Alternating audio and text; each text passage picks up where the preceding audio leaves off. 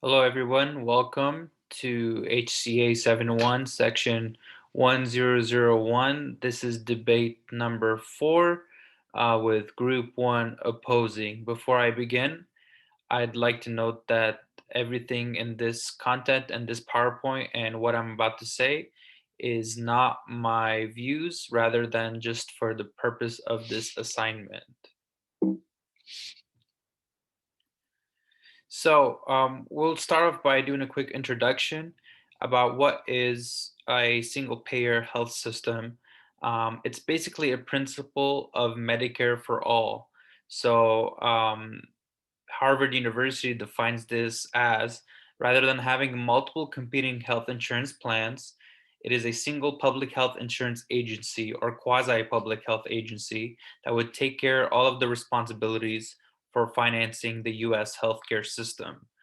So currently, we have a healthcare system with multiple health insurance policies that individuals can buy or they're given through their employers. And these health insurance policies basically compete with each other to provide better quality care or more options to the individual. The United States of America currently is not a single payer system because it is infeasible and has infeasible due to the principles behind the idea of Medicare for all. The reason for this is that we already have an already established US healthcare system. It would cause an increase in taxes, federal and state taxes, and it would diminish the quality of care for patients, especially patients in the geriatric population who are at more need for healthcare access. So start off. We'll talk about a little bit of the cost of funding a single payer system. So studies have shown that there will be an increase of 32.6 trillion US dollars in the federal budget commitments within the first year, within the first 10 years of implementing this program. As we can see, it could be detrimental to our federal budget. Um, Even after you increase taxes to fund for this type of program, it would still not be enough for the extreme cost of this type of system. Um, and another thing is there will be, I think, there will be a decrease in medical providers and people actually going to school for medicine because medical providers will basically not get reimbursed for their services as they do now. So right now they get paid from insurance plans, several insurance plans, depending on the type of patients that they see.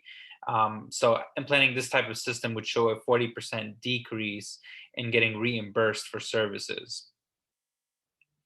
There will also be an increase in taxes. The increase in taxes would cause an increase in the overall federal debt that is currently increasing day by day.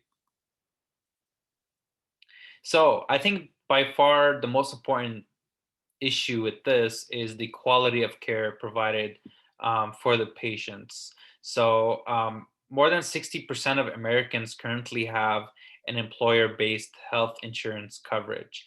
Usually these type of coverage, whether it be HMO or PPO or Aetna, are really, really good. And studies have shown that Americans are actually really happy with these type of coverage plans because of the different access that they provide to healthcare. So, for instance, they have more access to see more specialists. They have access for more medications. Medications are actually most of them are included in their plans, or they pay just a small premium for their medications. So, a single payer system would shift focus on how many procedures are completed because of funding purposes rather than the quality of service provided. So physicians will tend to switch their focus from quality to how many patients they see or how many procedures they provide, because that is how they will increase their salary. It has nothing to do with quality rather than quantity of patients that they see. Also, another issue that researchers have predicted with this type of system is there's going to be a higher wait time to see a physician. So, because of this type of system, there might not be enough doctors who would take on this type of Medicare assignment. Um, we could see this being present in the current veteran administration hospitals, and that's why there's a low quality of care in those type of systems.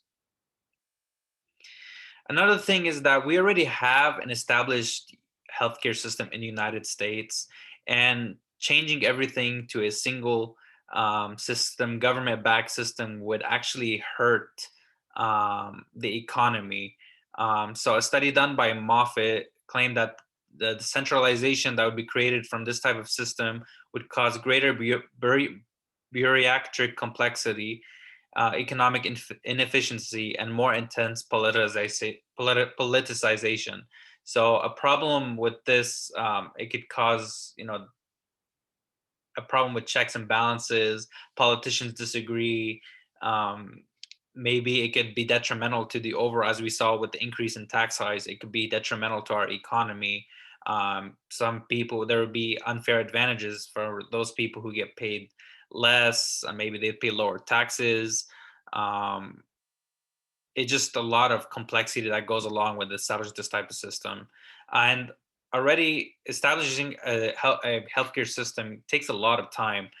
We saw with Medicare, it took almost 4 years to give patients a prescription drug benefit. So implementing this type of system and working with all the pharmaceutical companies, possibly even the current insurance agencies, would take a long, long time and can cause patients to suffer. The only people that will suffer is the American people and those that are seeking quality care.